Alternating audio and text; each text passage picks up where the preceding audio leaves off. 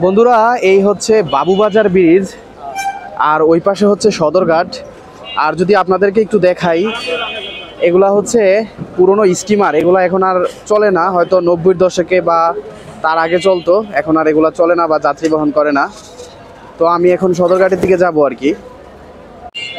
আমি এখন আছি ঢাকা শহরের সবচেয়ে বড় পাইকারি আড়ত, অর্থাৎ ফলের পাইকারি আড়ত বাদামতুলিতে।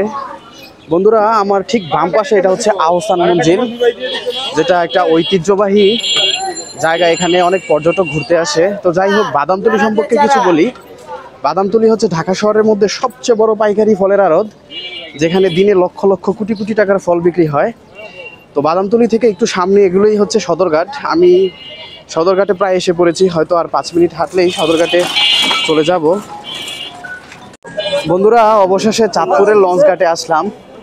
আসলে সদরঘাট থেকে ভালোই দূরে এই চাঁদপুরের লঞ্চ ঘাটটা।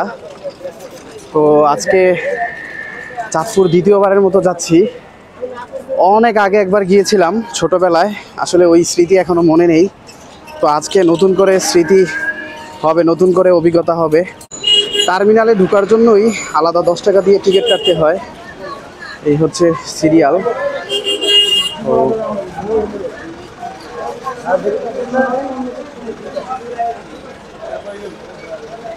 ভাই, একটা টিকিট দেন।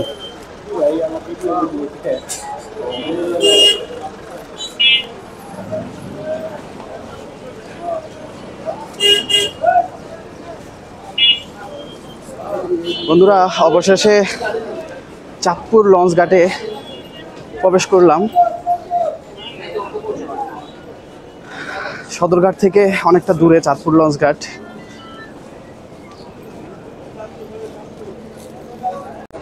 চাঁদপুরের ঘাটে এসে একটা লঞ্চ পেয়ে গেলাম। এটা হচ্ছে এমভি মিতালি 7। এটা 9:30 বাজে ছাড়বে। তো ডিসাইড করেছি আসলে এটা দিয়েই যাব চাঁদপুরে আজকে। যাত্রা নিরাপদ হোক, সুন্দর হোক।